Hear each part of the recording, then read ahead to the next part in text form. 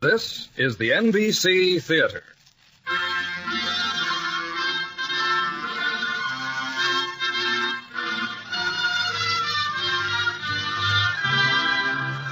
From the NBC Theater in Hollywood, a radio first, an hour-length dramatization of one of the major works of Thomas Wolfe, You Can't Go Home Again, prepared for radio by Clarence A. Ross of NBC. At intermission, a recorded commentary on the writings of Thomas Wolfe by the distinguished editor of the Saturday Review of Literature, Mr. Norman Cousins. To the works of Thomas Wolfe, the adjectives formless, undisciplined, overwritten have all been applied at various times. In his novels, you find not so much a story as a great and detailed impression of people, times, and places. Wolfe recorded everything. In our presentation of You Can't Go Home Again, we do not propose to try to bring you the entire book, nor any connected plot. Rather, we wish to bring you as fully as possible the real flavor of certain major portions of the book. Those portions examining several of the components of a man's life, to which, as Wolfe and his hero discover, you can't go home again.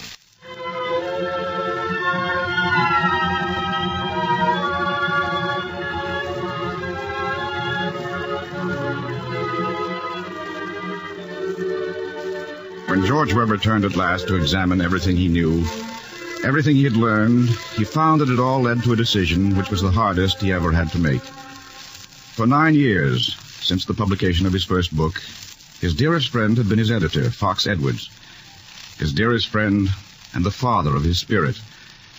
And now he knew that the time had come to leave Fox Edwards. And George sat down and wrote to Fox. He wrote many things, but mostly a record of what he had looked for and what he had found.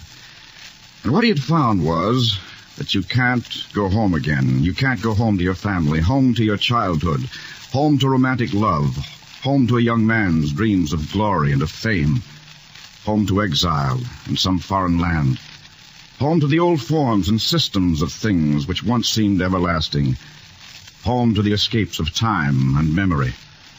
And so he wrote, You may think it a little premature of me to start summing up my life at the age of 37.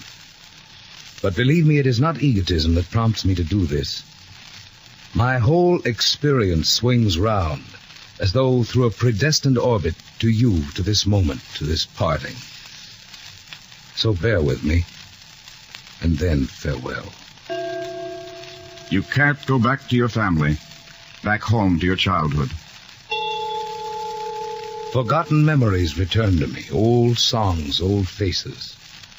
I wandered in many lands and cities, and yet I felt the magnetic pull of home. And why?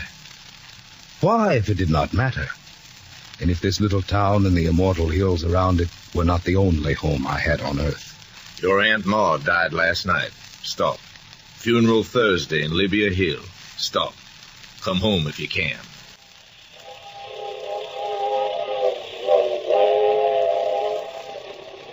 Mayor Kennedy, it's been a long time. It has, boy. How are you? Sorry to hear about your aunt. She was a good woman, George. A good woman. Yes. Oh, you won't know Libya Hill. No, sir. Things are booming down our way. Property on Market Street going for $5,000 up front for it. Market Street? The buildings are all dumps, of course. Folks are paying for the land. Pretty good for Libya Hill, eh? It was a nice, sleepy little mountain town. I was hoping it would be the same. What are you saying, boy? Why, Libya Hill's going to be the largest and most beautiful city in the state. You mark my word.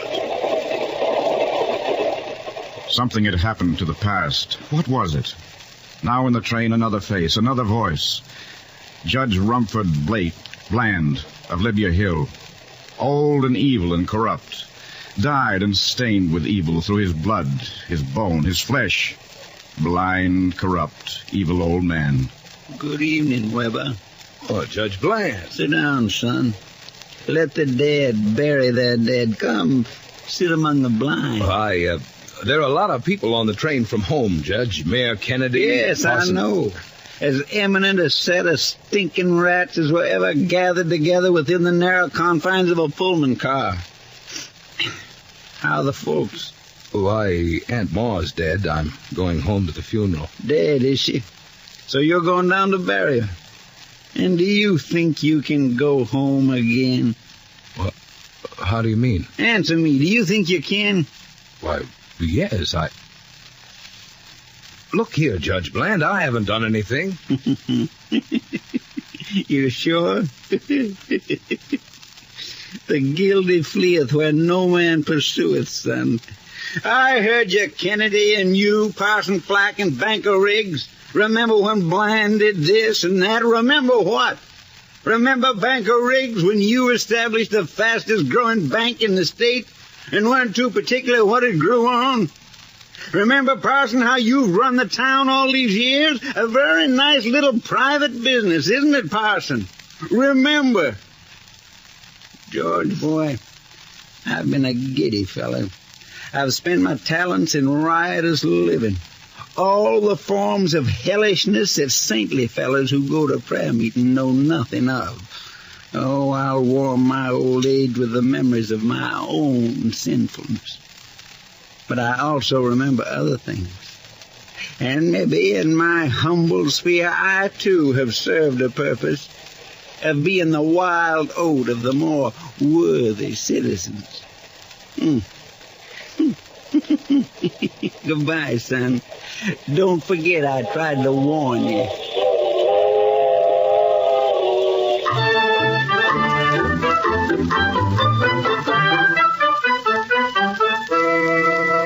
George, how are you, boy? Put it there. Oh, Randy! And Margaret. How are you, Margaret? Well, George, you haven't changed a bit since you and Randy were boys together. A little stouter, but I reckon I'd have known you. Oh, George, it's good to see you, boy. But you'll get it now. Get what? Oh, all hours from daybreak to 3 in the morning. No holds barred. They'll be waiting for you. Who? Who? Why, every dang mountain grill of a real estate agent in town. Horseface Barnes, Skin 'em Alive Judson, the winner orphaned man from Arkansas. Why, they'll be drawing lots by now to see which one gets your shirt and which one takes the pants and BVDs.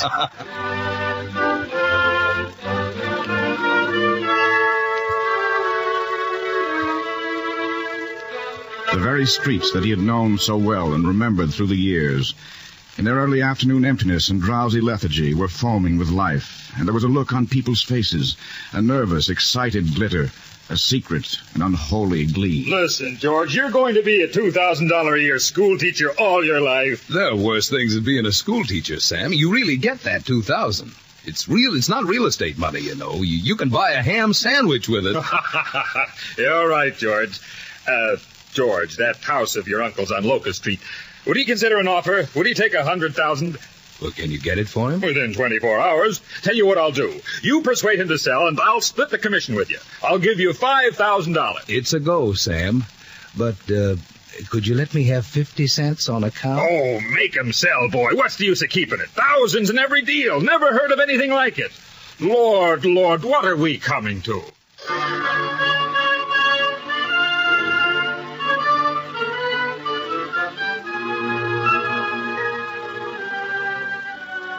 What were they coming to? The better life, of course. It was all they talked about. They leveled hills and bored through mountains, making tunnels that leapt out on the other side into wilderness. They flung away the earnings of a lifetime, ruined their city, themselves, their children, and their children's children. So you're written a book, Mr. Weber. What's it about? Why, I hardly know. It's a novel. Oh, anything to do with this part of the country? Well, it's about the South, all right, but it could take... A local boy writes romance of the old South. And Mr. Weber, you've been to Europe several times. How does this section of the country compare with other places you've seen? Why, good. I mean, fine. You see, that is... Local paradise tops everything. Say, do you ever think of coming back here to live? Why, well, I have thought of it, but you see, if I... Famous author will settle and doze here. Mr. Weber, do you intend to write another book? Well, I hope so. In fact, Now, don't be so bashful, Mr. Weber. Say, you know what you ought to do? You ought to come back here and do for this section what Longfellow did for New England. Author plans native saga. I have in mind a trilogy tracing the steady progress of Libya Hill from its foundings right down to its present international prominence. and the proud place it occupies as the gem city of the hills. The fools, the fools!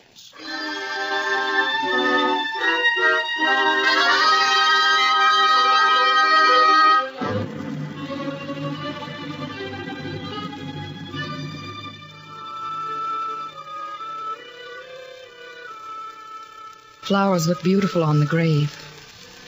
I never did think you'd be so sentimental, George. Well, Margaret, I just thought I'd come up here and say goodbye to the place. Margaret, what's going to happen to this town, to all these people? Why, nothing, George. What can happen? There's a hunger for death here. I can feel it. This boom, this lunacy, these paper profits. What are they looking for? Oh, I'm not clever like you are, George. I don't know. I remember this town the way it used to be. At night, the desolation, the monotony. The hope that somewhere there was a secret, rich, and more abundant life. They never found it, the famished men.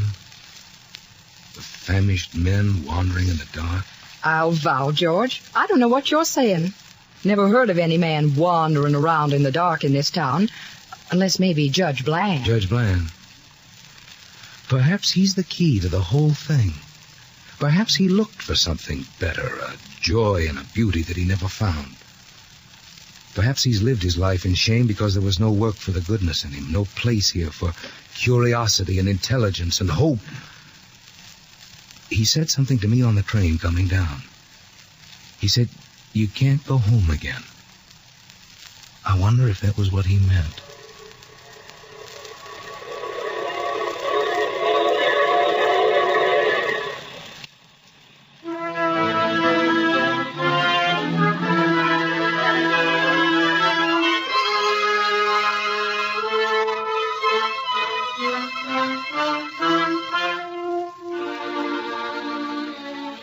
Down by the river's edge, George Webber heard the bell, the whistle, and the pounding wheel of the night express, with its triumphant promise of morning, new lands, and a shining city. And something in his heart was saying, like a whisper, speaking of flight, soon, soon, soon. The town of my childhood was lost. Nothing to remind one of the liquid leather shuffle in the quiet streets at noon when the men came home to lunch, and of laughter and low voices in the leafy rustle of the night. All this was lost.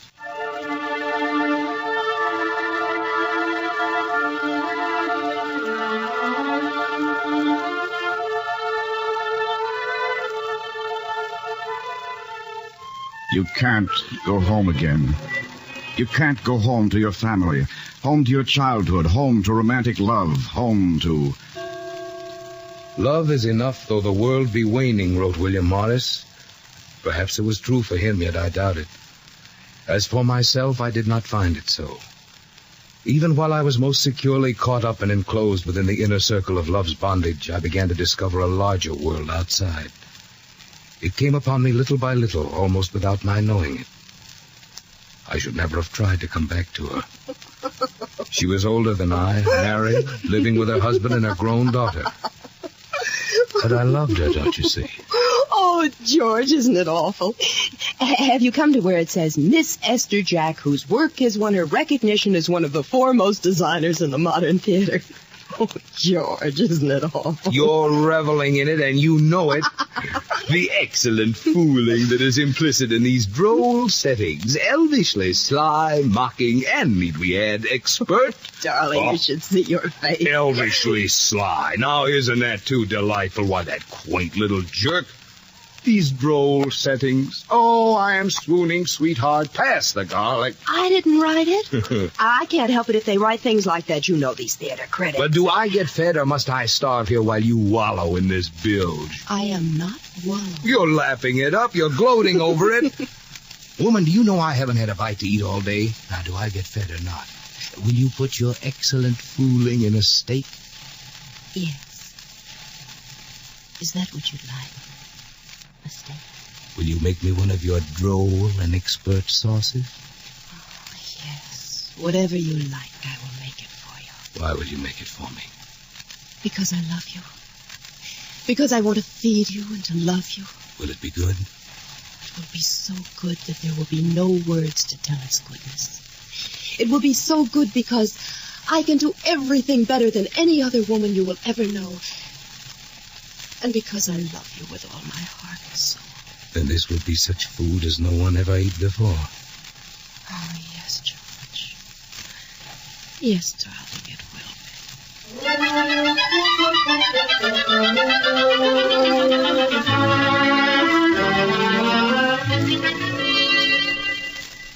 George, you do love me, don't you, George? Yes, of course I do.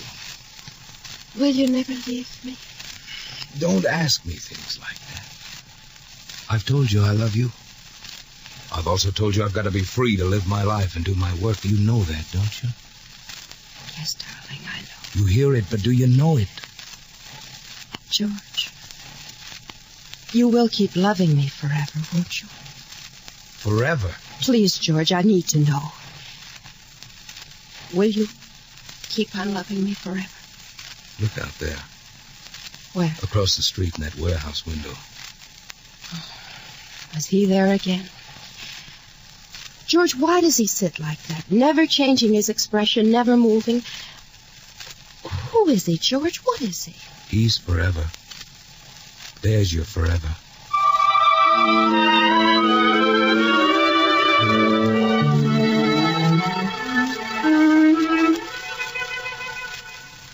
Why does the man sit in the window, his eyes calm and sorrowful, his face like the face of darkness and of time, as though it would speak with the voice of the whole earth, with a tired and sorrowful joy, with the knowledge of all tongues? O brother, son, and comrade, we who have savored the tumult, the pain, and the frenzy, and now sit quietly by our windows, we call upon you to take heart, for we can swear to you that these things pass, but some things will never change. Lean down your ear upon the earth and listen. The voice of forest water, a woman's laughter in the dark, the cricketing stitch of midday in hot meadows. These things will never change. The glitter of sunlight on roughened water, the innocence of morning, the thorn of spring, the sharp and tongueless cry. These things will always be the same. Pain and death will also always be the same. But under the pavements trembling like a pulse, under the buildings trembling like a cry, under the hoof of the beast, there will be something growing like a flower, something bursting from the earth again, forever deathless, faithful, coming into life again like April.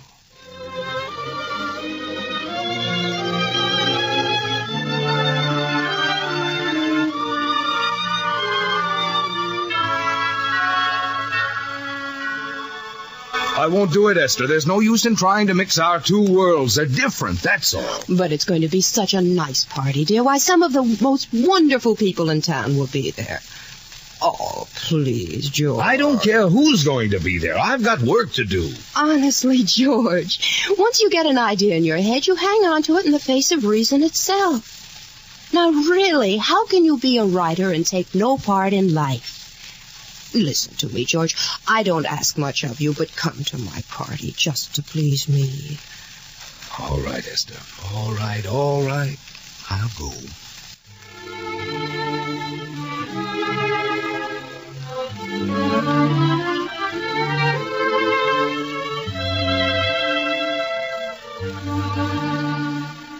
I had thought love was the whole universe. And then I saw certain things in life. The great, the rich, the fortunate ones of earth, taking the very best for granted as their right. And the submerged and forgotten helots down below. Go on, get out of here, you panhandling bum.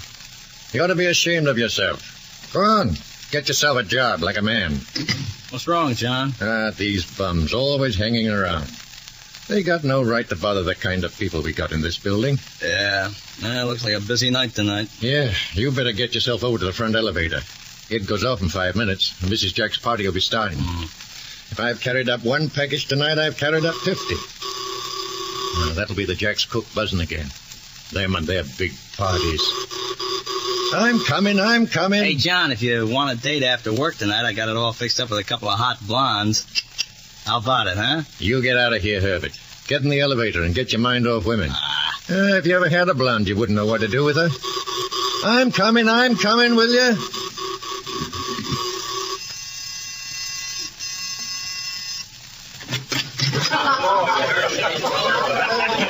Good Lord, what did I come here for? George! Oh, George, darling, you're here. I'm so glad. I was so afraid you were going to fail me. Esther, I'm leaving. What's this mob got to do with me? George, you can't. Not after you promised. Oh, darling, I'm sure you're going to have a good time. I planned everything especially for you. Go and have a good time, darling. I want you to meet everybody. Oh, Jake, how good to see you. I thought you were still in. Beautiful women with satiny backs, people laughing and chattering, white and black and gold, and power and wealth and loveliness. The privileged of the earth, taking the very best for granted as their right, a law ordained of nature, that they should be life's favorite children. These people were an honored group. They had stolen no man's ox or ass. They espoused all the right causes, if only the issue were fashionable. It was all suddenly clear to George Webber what he had meant when he spoke to Esther about her world and his own. He saw that the world of fashion and of privilege was the deadliest enemy of art and truth, that he could never sing America if he entered this special corner of mankind, that he must leave Esther or lose himself. Darling, you look so strange. Are you all right? Who said I wasn't all right? Why shouldn't I be all right?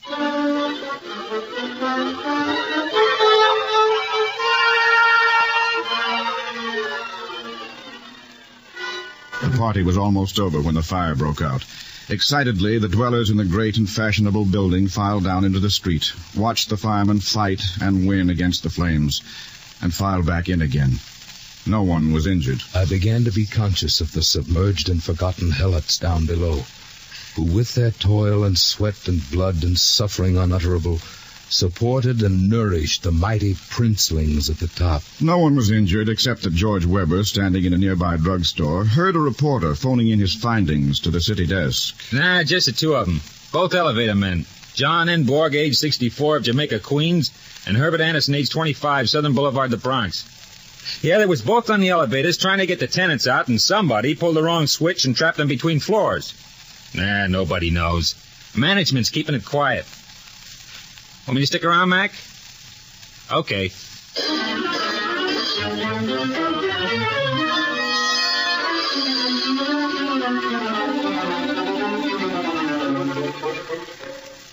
Darling, come sit here beside me.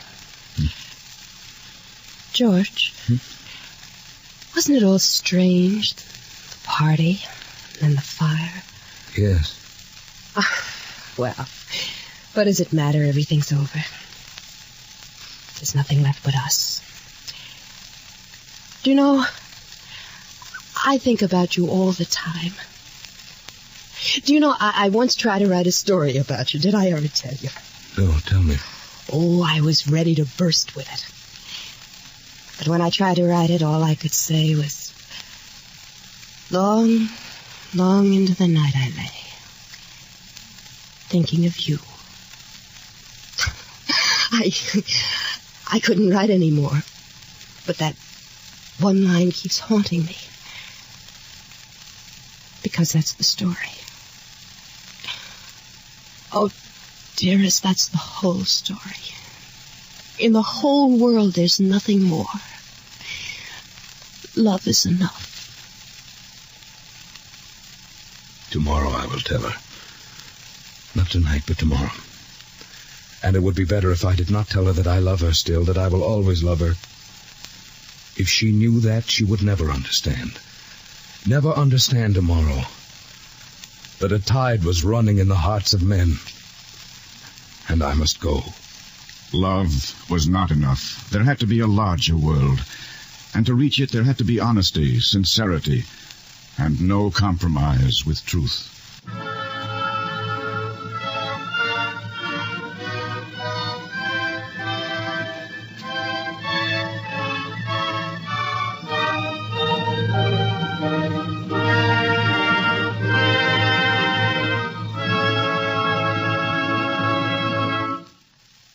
From Hollywood, the NBC Theater is bringing you a radio version of You Can't Go Home Again by Thomas Wolfe, featuring Marvin Miller as George Weber.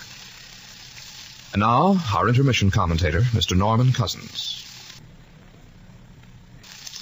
If you were to go around the colleges of America and talk to young people, and if you were to ask them the name of their favorite novelist, I suppose that the one name standing out far ahead of all the rest would be the name of Thomas Wolfe. I have a hunch that you would get the same answer if you spoke to young writers. There's a good reason why this is so. A good reason why Thomas Wolfe today is fast becoming a legend among young people. Why he should enjoy the deep affection and, in many cases, the worship of young writers. These reasons are made dramatically clear in You Can't Go Home Again, the last of Thomas Wolfe's major novels. There is deep honesty here, a deep sense of purpose, a luminous integrity, an inspiring sensitivity, and a magnificent awareness of the endless combinations of colors in life. For Wolfe had an insatiable hunger to learn about life, about people, and about the problems of people. He wasn't afraid to think in print. He broke sharply from the literary tradition of the Hemingways with their clipped, staccato style of writing and thinking. Wolfe could address himself to the thoughts and feelings and hopes in people, to the struggles that went on inside them, to their search for values. In what is perhaps one of the most meaningful and magnificent passages in contemporary literature, he could write in You Can't Go Home Again, "It is for now, and for us the living, that we must speak, and speak the truth, as much of it as we can see and know. With the courage of the truth within us, we shall meet the enemy as they come to us, and they shall be ours. And if, once having conquered them, new enemies approach, we shall meet them from that point, from there proceed. In the affirmation of that fact is man's religion and his living faith." These values of Thomas Wolfe can give inspiration to an ideal-hungry younger generation.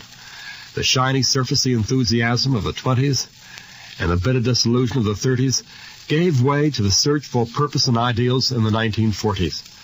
Thomas Wolfe's books were published during the 30s, but they anticipated the needs of a generation that came of age during World War II.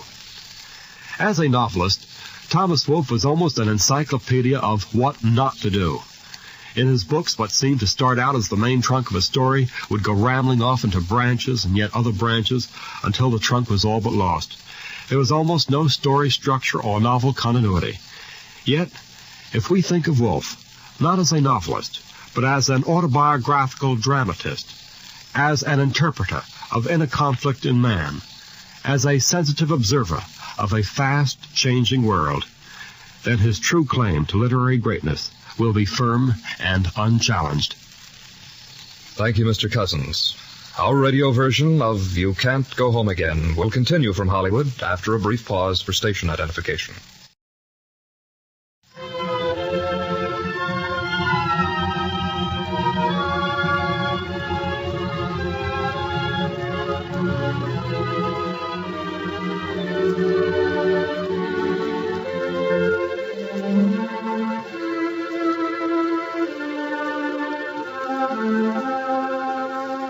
You can't go home again.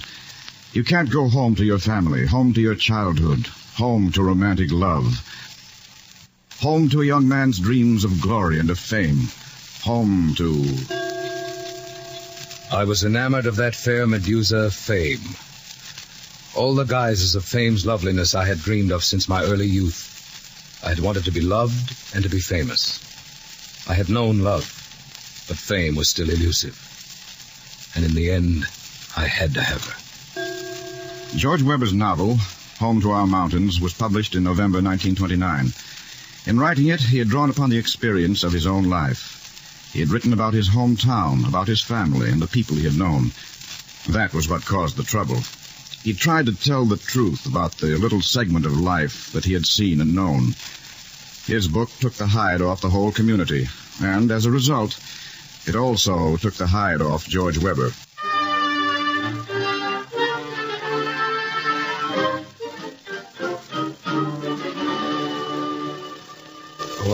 Hello, Margaret. Have you seen George's book? Why, yes, Harley. George sent me an advance copy, and he signed it for me, too, but I haven't read it. Have you seen it? Yes, we get a review copy at the newspaper office. Well, what do you think of it? I mean, Well, now, you've been to college, Harley. You're educated. You ought to be a judge about these things. What I mean is, do you think it's good? Margaret, it's pretty rough. Rough? What does that mean? Oh, no. Don't get excited. There's no use getting excited about it, but there are some pretty rough things in it. It's pretty frank, Margaret. About me? About me, Harley? Not only about you, Margaret, about everybody in town. Some of it's going to be pretty hard to take. Well, I'm sure I don't know what he's got to say about me. Well, now, if anyone feels that way, well, I certainly... And in the end, I had to have her. George Webber's novel, Home to Our Mountains, was published in November 1929. In writing it, he had drawn upon the experience of his own life. He had written about his hometown, about his family, and the people he had known. That was what caused the trouble. He tried to tell the truth about the little segment of life that he had seen and known. His book took the hide off the whole community, and as a result, it also took the hide off George Webber.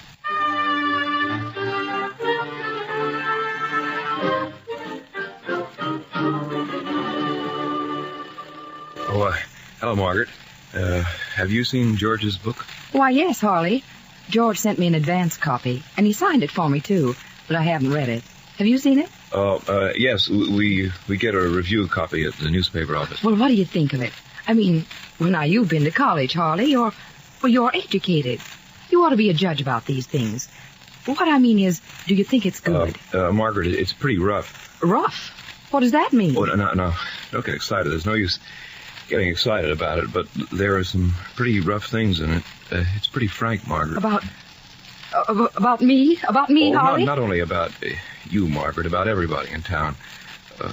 Some of it's going to be pretty hard to take. Well, now, I'm sure I don't know what he's got to say about me. Well, now, if anyone feels that way, well, I certainly haven't got anything to be ashamed of. I know, Margaret, but there's going to be some talk. Talk? Why, he can go right ahead and criticize me if he wants to.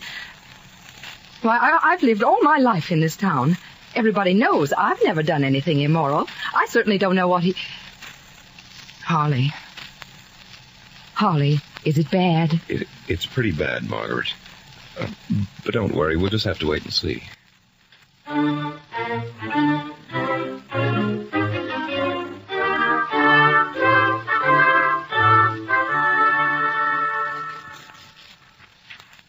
Well, author, your so-called literary book arrived. Your dear friend Margaret Shepperton, who has always been like a sister to you, is ruined for life.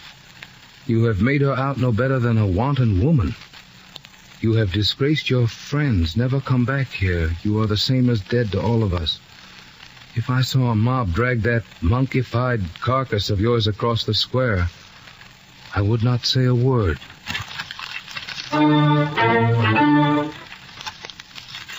For weeks I have waited for the moment when your book would come and I would have it in my hands. And now what is there to say? You have laid waste the lives of your kinsmen. You have driven a dagger to the heart and left it fixed there where it must always stay. We'll kill you if you ever come back here. Signed, you know who. You have crucified us like Christ on the cross. If I had known you were going to write this kind of book, I could have told you lots of things. I know dirt about the people in this town that you never dreamed of.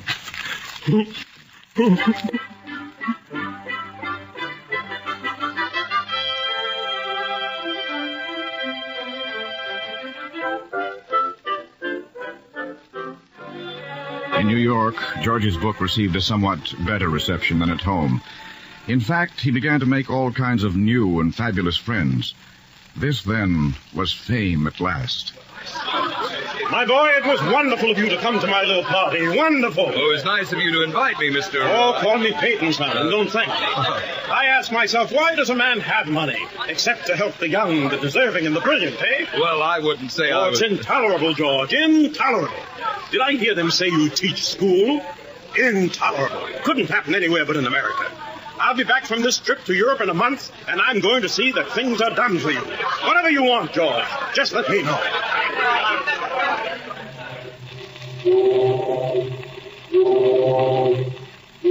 Peyton! waiting. Well, it's all right, our friend. How are you? Why, just fine. I was mighty sorry when I read about it in the paper. Read what in the paper? Why, the prize. You didn't get it. What prize? The Pulitzer Prize. They gave it to another man. Well, nice to have seen you, Weber. You must look me up sometime.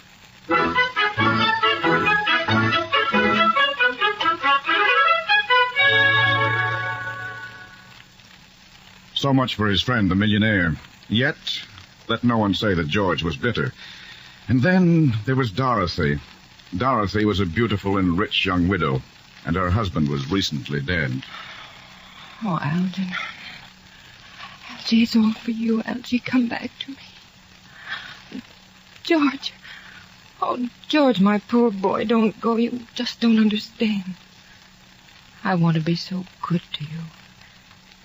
Everything I do or think or feel is Algernon. Algernon.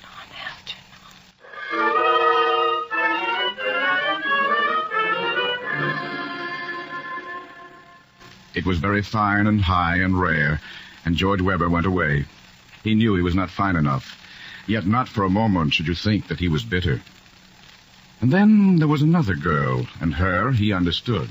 George, oh, George, darling, don't go. But look at the time. What does it matter? There is no time when we're together. Does it seem like only 2 weeks that we've known each other? Oh, darling.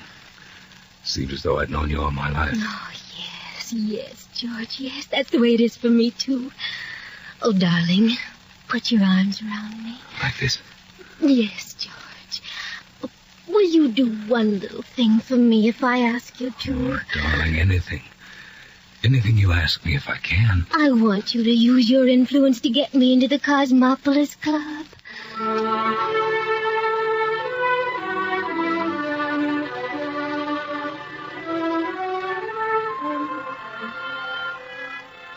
Dawn came, and the stars fell. And yet he would not have it thought that he was bitter. Dear Andy, what is it that I have done? I have moments when I feel I would give my life if I could unwrite my book, unprint its pages. What has it accomplished except to ruin my relatives, my friends, and everyone in Libya Hill whose life was ever linked with mine? Have I really acted according to some inner truth and necessity? Or did my unhappy mother give birth to a perverse monster who has defiled the dead and betrayed the human race? I feel like a dead leaf in a hurricane. I don't know where to turn. Write me. Tell me what you think.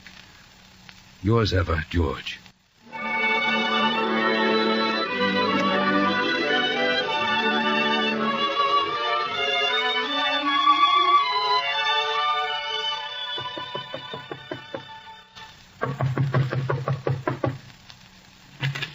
What do you want? What kind of an hour in the morning? Well, I'll be... Randy! Hold on, George, don't shoot. Well, I'll be. Come on, man. Don't just stand there. I thought I'd come up and find out what was eating on you, boy. Well, this is quite a place you've holed yourself up into. Well, I've been working. Here, just clear off a chair and sit down. How is everybody? Oh, everybody's in a daze. The bank failing and Mayor Kennedy committing suicide. They don't know what hit him. You must have read all about it in the papers. Yeah, I did. Pretty bad, huh? Oh, very bad. And what are they saying now? About what? About me, about my book. Oh. Randy, those letters I got, they almost killed me.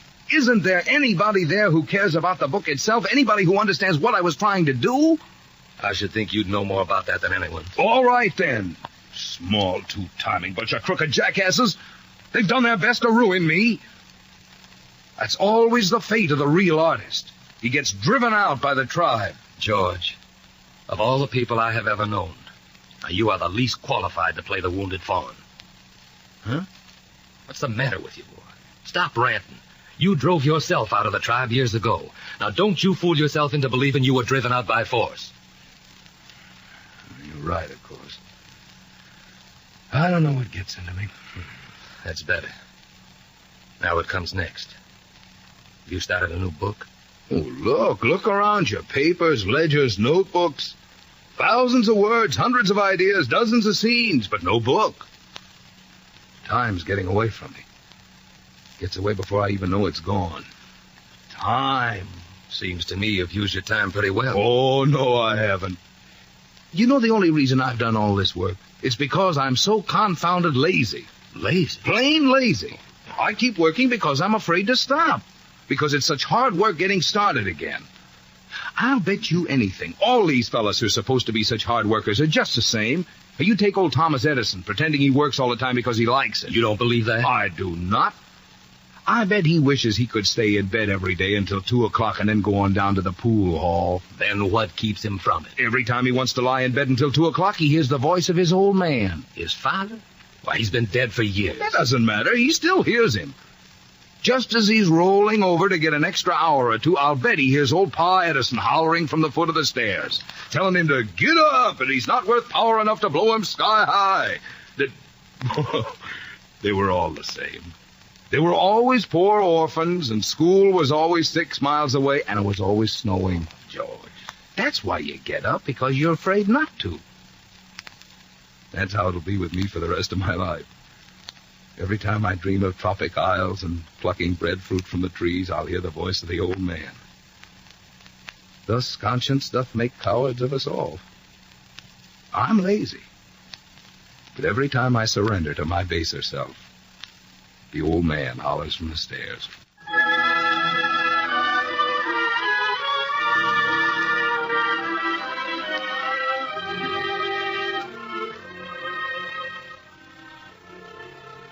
In the end, I had to have fame. And I had her, as she may be had. Only to discover that fame, like love, was not enough. At last the circle went full swing. The cycle drew to its full close. The world came in. And there was something in the world and in my heart that I had not known was there. I had gone back for rest, for oblivion, to that land which of all foreign lands I loved the best. And I walked at morning through the Brandenburger Tor.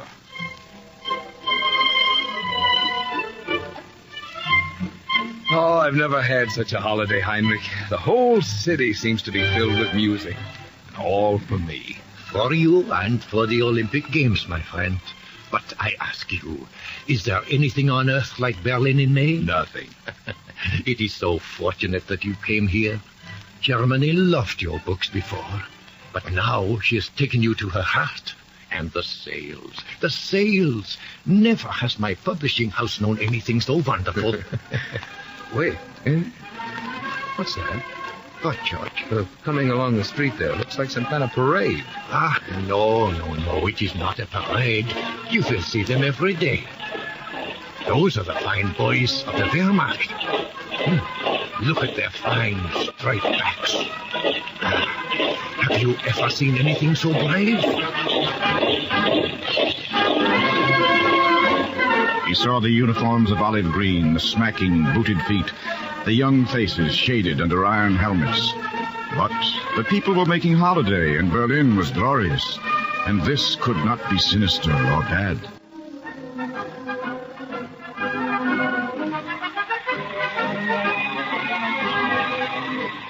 What a crowd, Franz. I think the Olympics have turned out the whole city. The whole country, George. Myself, I would not come, but you should see how it goes. Oh, why wouldn't you come? I've never seen such pageantry. That is it. Myself, I do not like these demonstrations that these fools are making. Are they fools? They build a stadium such as the world has never seen. Oh, yes. And they will be building more things that the world has never seen. And some that the world will not like. What's the matter? Why's everything stopped? What's going to happen now?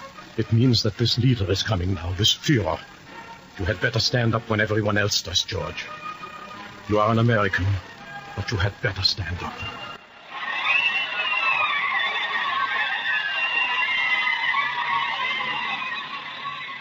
He saw that everything had been planned for this moment, for this triumphant purpose.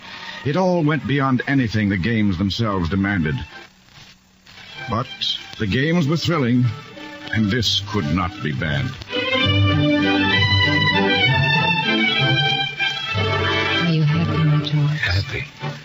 Oh, Elsa, darling, I've never known such glorious happiness in all my life. I want you to be happy. I love you, George. I seem to have come home to something here.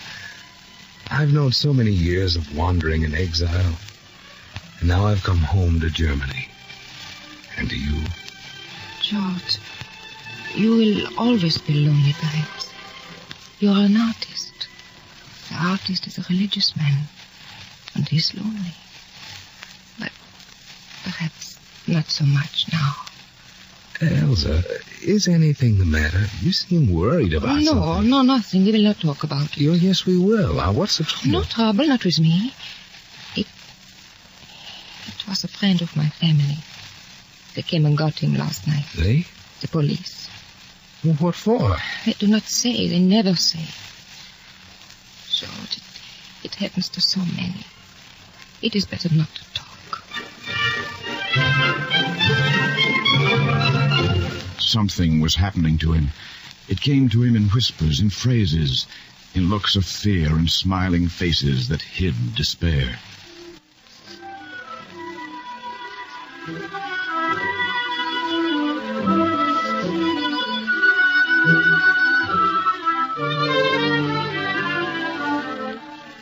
He saw an entire nation infested with the contagion of an ever-present fear, silenced into a malignant secrecy. They had become spiritually septic with the distillations of their own self-poisons, for which now there was no medicine or release. So, George, you are really going? Oh, I must, Franz. I've missed 2 boats already. I can't miss another one. But you will come back. We do so love you here. I hope I'll come back, Franz. You must come back. And someday you must write a bitter book and tell all these fools where they belong. Only you must not say things that will make these people angry with you. What kind of things? Those things about politics, about the party. You must not say them yet. It would be quite dreadful if you did. Why would it? Because you have the best name now of any foreign writer. The people love you. And if you write things to make the party angry, we will not be able to get your books anymore or read them.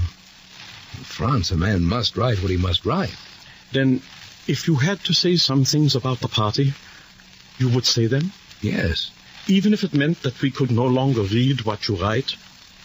And if you could never come back here? Yes, even if they told me that. Then I will tell you something. You are one big fool. You have a great name here. You are a famous writer. These bloody little politicians, they do not matter. The only thing I care about is what these dreadful fools will do to Germany, to the people.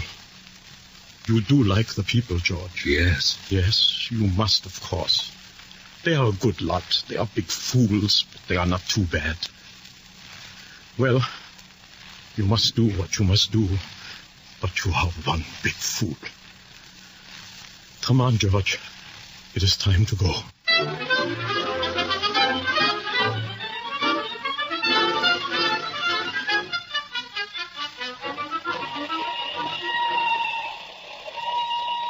The lonely, level land stroked past, the flat land, and then the solitude of the forest and the dusk beneath the kiefern trees. And inside the compartment, 3 people.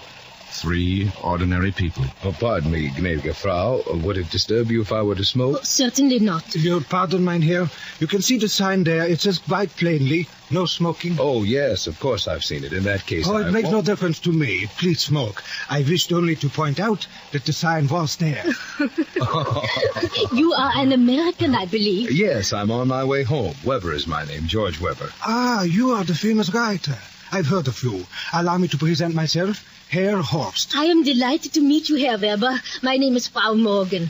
Have you been in Germany long? All summer. You are so fortunate, you Americans. It is so difficult for a German citizen to travel anywhere. It's difficult enough for me. I have so many papers and passes I can't keep track of them. Oh, it is almost too complicated. I am a lawyer. I once had many activities outside Germany. Now they are impossible. How soon will we come to the Belgian border? I'm anxious to reach Paris. And so am I. There's an international congress of lawyers. It is my first trip outside of Germany in many months. We should be at Aachen on the Belgian border almost any minute. Oh, then there will be all the passes and the stamps and everything to show. Oh, of course it is necessary. It is all very necessary. I am a good German citizen. I do not wish to say anything. I have said nothing at all? Nevertheless, it is difficult. And since one can take out only 10 marks, how is one to get along in Paris? How indeed? I have an idea. I'm allowed to take 23 marks, you know, but I've spent it all. Perhaps I could help you. You mean you would take some of our money? Yes. Oh, but that would be wonderful. You are very kind, Herr Weber. Have you more money than you're allowed to take out? I have, of course. If you would take 10 of Allow mine... me, please. I will give Herr Weber 10 marks. Of yours, Frau Morgan, he will take 13. Well, you better make up your minds. We're slowing down. This must be Aachen. Yes. Here are the 13 marks. And here are 10 of mine. Give them to me. The pass control, they are so strict. They ask so many questions. Really, I'm quite nervous. Put away the money, Herr Weber, quickly. All right, it's safe. I wonder if you would be so kind as to change seats with me, Herr Weber. I have weak eyes. The light from the window is very disturbing to me. Well, it's nearly dark. But certainly. Just sit over here. Achtung, pass control. Present your papers. Your name? Weber, George. Everything in order? Wait a bit. You have a certificate showing re-entrance into Germany from Kufstein. There is a certificate from Kufstein. Well, I'm sure I had one. It must be in there someplace. So, I found it. Very well. Your money? 23 marks. So, next. Your name? Anna Morgan. Your destination? Paris. For how long? 3 days. So, your papers are in order? Your money? I have 42 marks. That is illegal, as you know. You will hand over all in excess of 10. Naturally, the money will be held and returned to you. So, thank you. Next, your name? Adolf Horst. Your destination? Paris. For how long? A week. Your money? 10 marks. So, tell me, Herr Horst, how do you expect to remain in Paris for a week with only 10 marks? Why, Answer. How do you expect to remain in Paris for a week with only 10 marks? I believe I may have perhaps another 20. Yes, I forgot. I do have another 20 somewhere. And how much more? How much more, Jew? Here now. Quiet! You. Open your baggage. There's some error. My name is Adolf Horst. You can see my papers. They are in order. I'm going to the International Congress of Lawyers. There's some error. Enough. On your feet. But you must let me... Out! Get out! Move! So, now move. Your pardon, Herr Weber, Frau Morgan. I regret this incident. You're not going to let him go. You're going to keep him here. Naturally. Heil Hitler. Oh, this man. Why, the dirty... No, it is necessary. They all try to get out with their money. Money? Oh, I've got to go after him. After him? Are you mad? Oh, here's 10 marks. I've got his money. Sit down. He is in enough trouble already. Do you want him to keep you too? You must not be upset. You look so troubled. Well, I feel as if I were carrying blood money. Not blood money. Jew money. They are taking out millions of marks. You foreigners, you just don't understand. Poor man. He must have wanted very badly to escape. Yes. Are we in Belgium now? Yes. Do not misunderstand me. I am a German. I love my country, but it is so good to be out.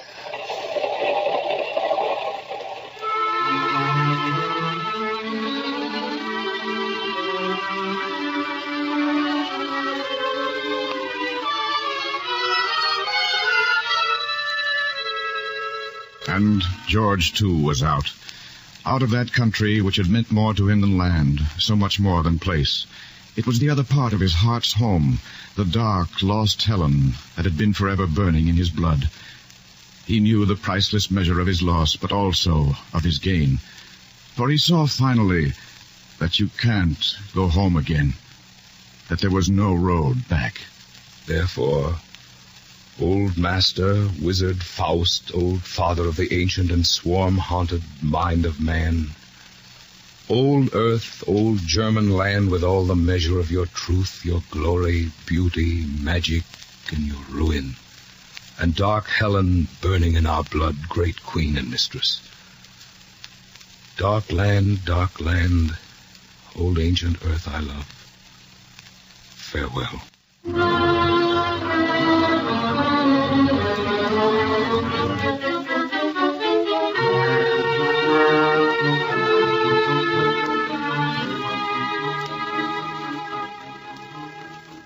the world came in. And in this far place, I realized for the first time how sick we are, all of us, with a dread world sickness of the soul. But yet I have this to tell you, Fox. Man was born to live, to suffer, and to die, and what befalls him is a tragic lot. There is no denying this in the final end. But we must deny it all along the way. Mankind was fashioned for eternity, but man is fashioned for a day. He must believe that man's life can be and will be better, that man's enemies, fear, hatred, slavery, cruelty, poverty, and need, can be conquered and destroyed. For us, the living, we must speak, and speak the truth, as much of it as we can see and know. With the courage of the truth within us, we shall meet the enemies as they come to us, and they shall be ours. And if, once having conquered them, new enemies approach, we shall meet them from that point, from there proceed. In the affirmation of that fact, the continuance of that unceasing war, is man's religion and his living faith.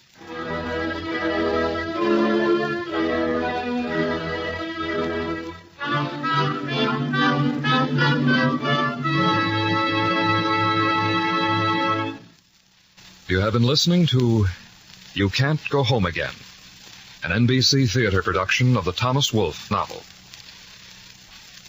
We return again the following week with a New Year's Day production of Charles Dickens' Great Expectations.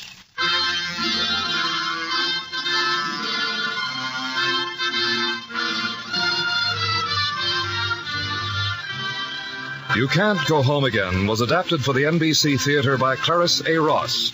Marvin Miller was George, Ted Von Iltz, Wolfe. Esther Paiva was Mayor Kennedy. Polly Bear was Judge Bland. William Lally, Randy. Frank Gerstle was Sam. Lois Kibbe, Margaret. Michael Ann Barrett was Esther. Bruce Payne was John. Jerry Hausner, Herbert. Jeff Corey was McNabb. Lester Sharp, Heilig. Lillian Baeff, Elsa. Naomi Stevens, Frau Morgan. Jan Arvan was Horst. And David Wolfe, the official. Your announcer, Don Stanley. Our intermission commentator was Norman Cousins, whose commentary was recorded. The director of the NBC Theater is Andrew C. Love.